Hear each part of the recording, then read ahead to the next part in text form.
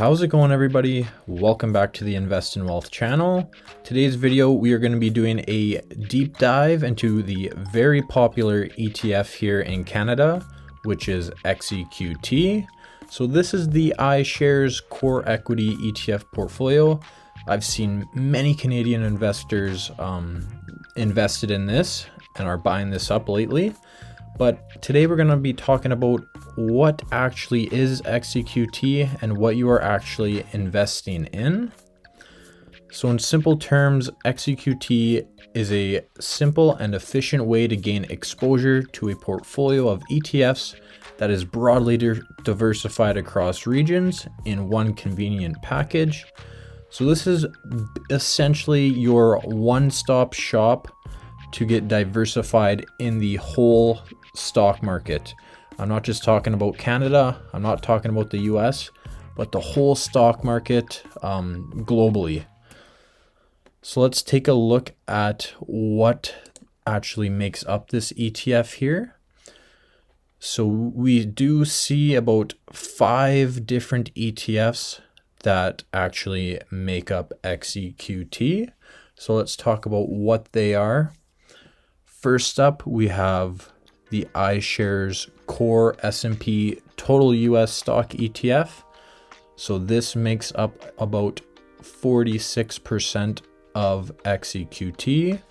So this is the stock market as a whole, the S&P 500.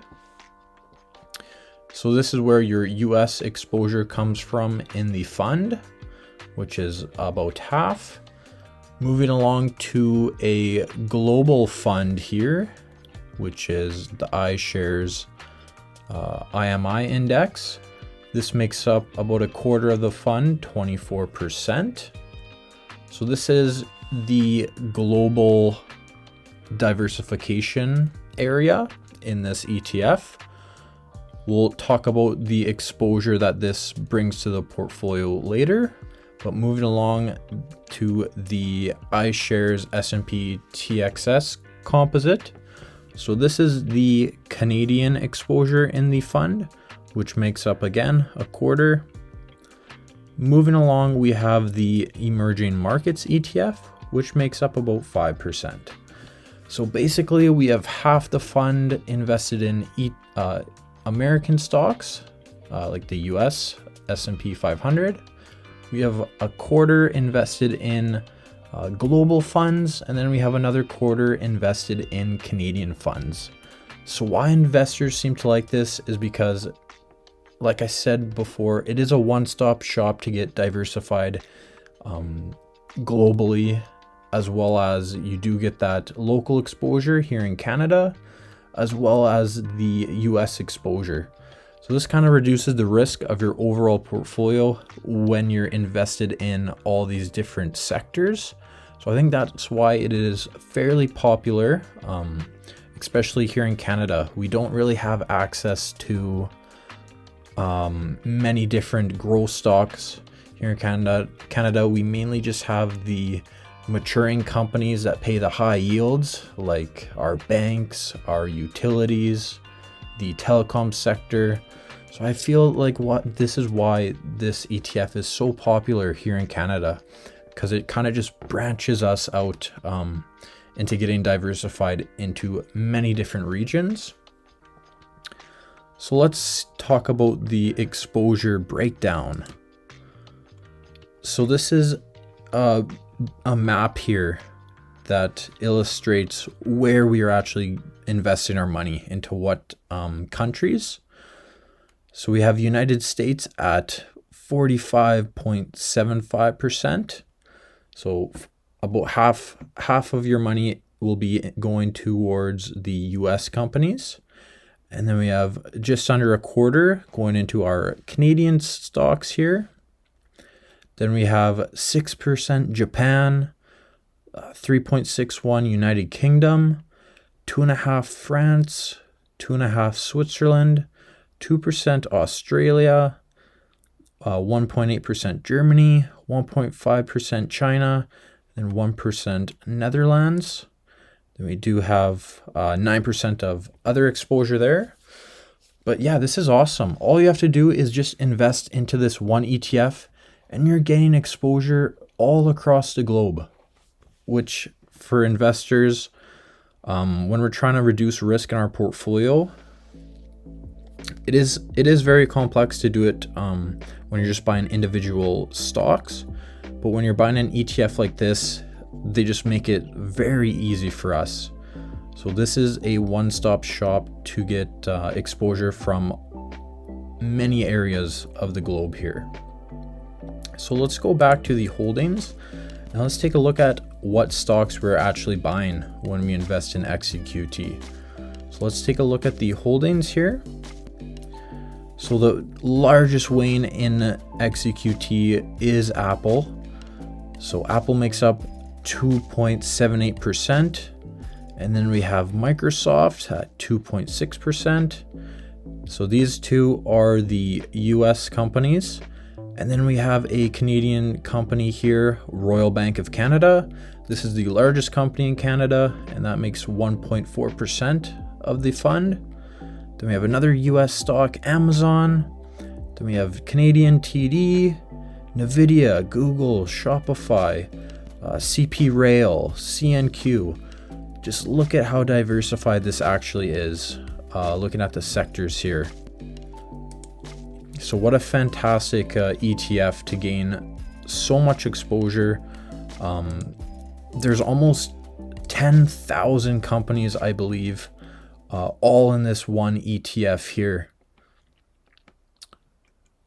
So the number of underlying holdings, so this means the number of different companies or stocks that actually make up XEQT is 9,694, which is incredible.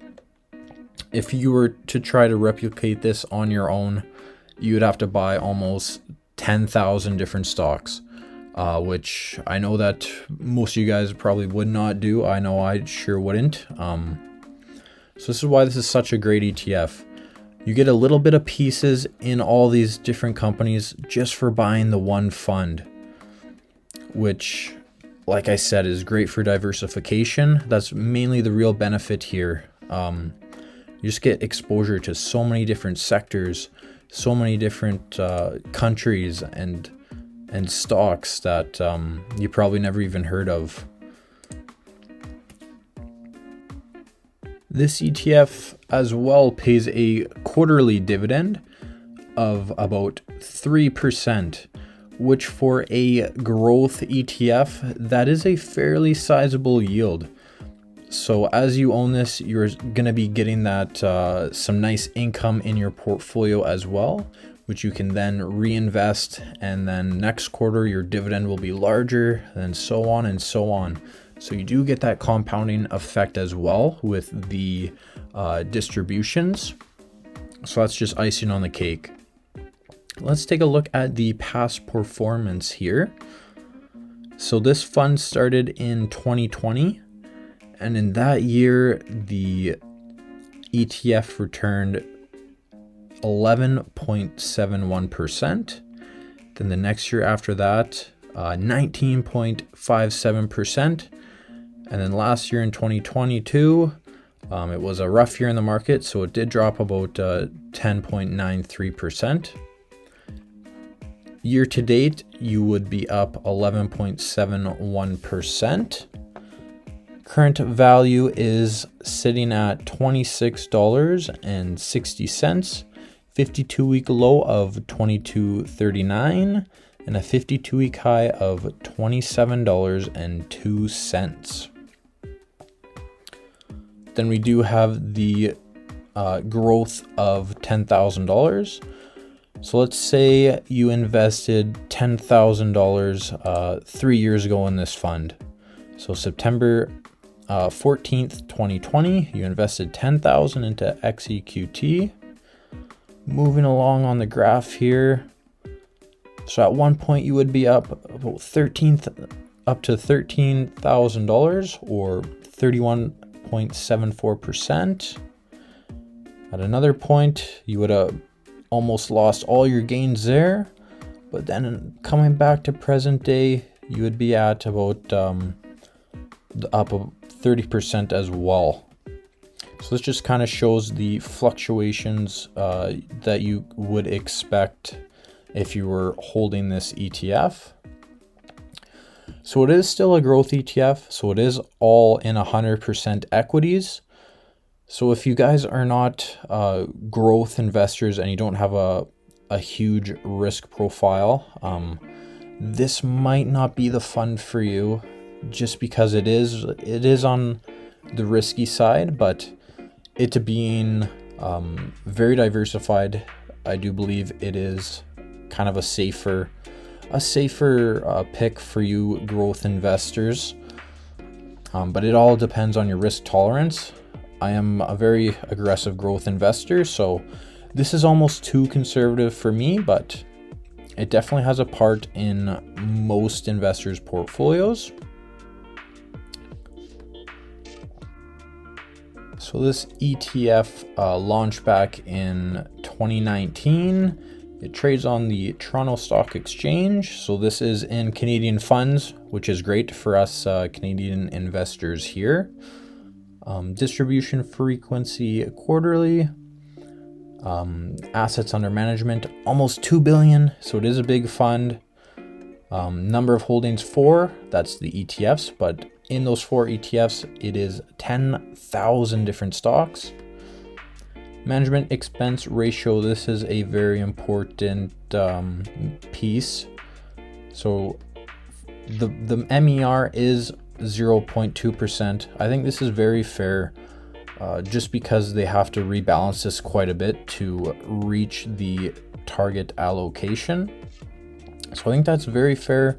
If you're invested in a mutual fund, it'll be around the 2% fee. So I think this is a great value for what you're getting here. And you know what? I think that's all I wanted to cover for this video. So I hope you guys learned something new.